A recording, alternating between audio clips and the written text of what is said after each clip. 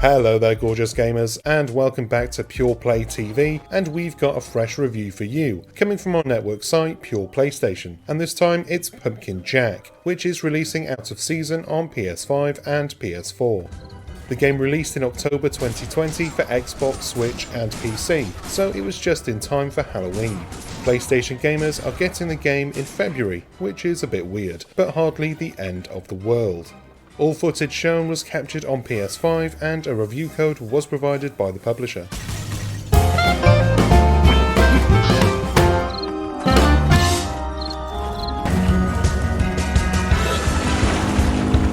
Jack has a problem. He's a pumpkin, and he's also in the devil's pocket. The devil has cursed the world and is now a really minging place to live. But there is hope. One brave man is ready to take on the devil himself and restore the world to all of its natural beauty. And no, it's not Jack. Jack is a bit of a dick. The wizard is the saviour the world needs, and Jack has been sent on a mission by the devil to kill the wizard. I won't spoil the story for you, not that it's an Oscar-worthy tale or anything, but it's enough to give birth to a world worth exploring as the eponymous anti-hero. Jack is joined by a cowardly crow and a sarcastic owl on his adventure. The owl provides tips and exposition, while the crow is your projectile weapon. A quick tap of L1 and you'll send the whining wimp darting towards enemies, or, in some sequences, towards breakable barriers. They're nice characters, and while they're not voiced, I still found the short and snappy dialogue fun to follow along. There are some voiced segments, but these are narrations between levels, and they're basically there just to tell you what you've already done in the previous level. If I had to complain about the story at all, it would be that the characters, despite being kid-friendly cartoony figures, they could have been elevated to the next level if they were voiced. I imagine Jack sounding like a proper cockney geezer, and I would often provide my own lines during play, though I would be saying quite naughty things that I can't really say here. But it's a small complaint, and considering that Pumpkin Jack comes from a solo developer who has only had a small amount of extra support, I'm generally impressed that there's a semi-decent tale being told at all. The fact is, nobody is playing Pumpkin Jack to find out what happens at the end. The real fun is in the journey through the game's spooky, mostly Halloween-themed levels and the challenges you'll overcome within. Pumpkin Jack is an old school style platformer, and it bears those hallmarks like a badge of honour. Colourful anti-hero, check. Simple platforming, complete with double jump ability, double check. A cast of wacky characters, check. It's got it all, and I'm down for that. Growing up, I loved playing Spyro, Banjo-Kazooie and a bit of Mario. Pumpkin Jack feels a lot like those older games. The jumping is forgiving and floaty, allowing you to give Jack a little bit of movement while in the air, an essential tool in the bag for any platformer worth looking twice at. The gameplay is not a one-tone deal either, with the game regularly switching it up between combat encounters, timed platforming, puzzles, and even some mini-games.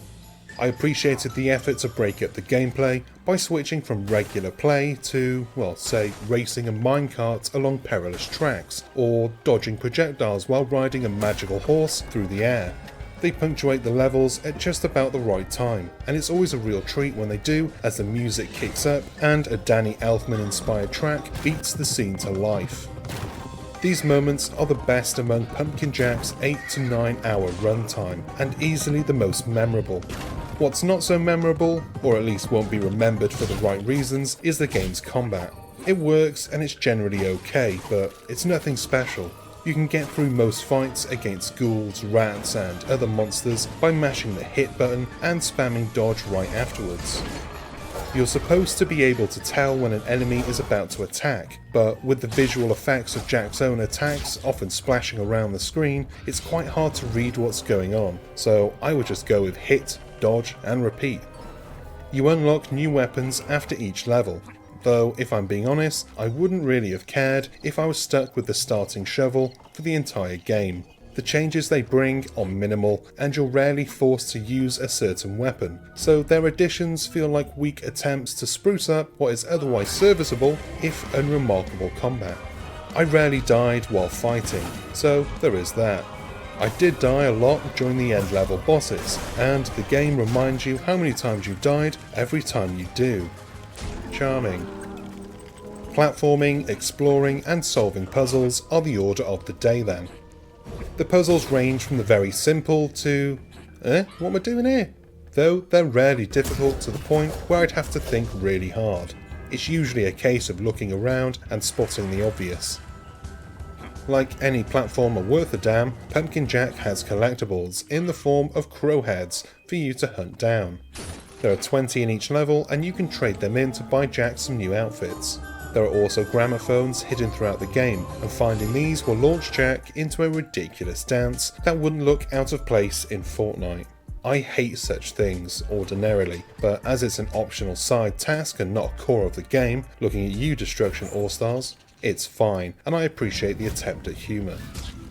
I did have a few issues with the game on the technical front.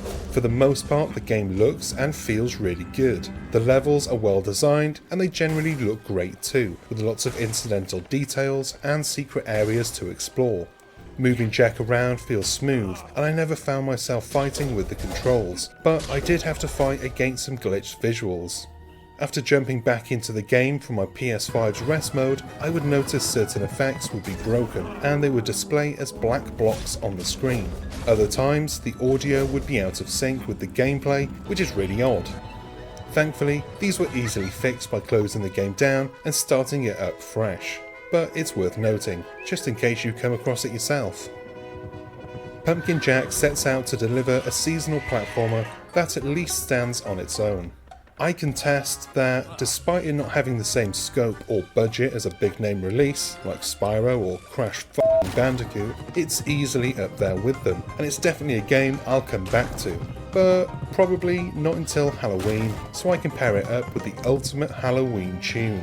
Zombie Hands, by The Killers. You didn't think I'd go for Monster Mash, did you? Fool. And that's the end of this video, and the score follows after this brief outro. If you enjoyed this video, do us a solid one and tap the like and subscribe buttons below, as well as the bell icon so that you're notified whenever we have new stuff for you to watch. Also check out the description for links to our social media channels, websites and our supporters page, where you can support our small team if you can. I've been Chris, Halloween is my least favourite holiday, and I'll see you next time. Until then, bye bye.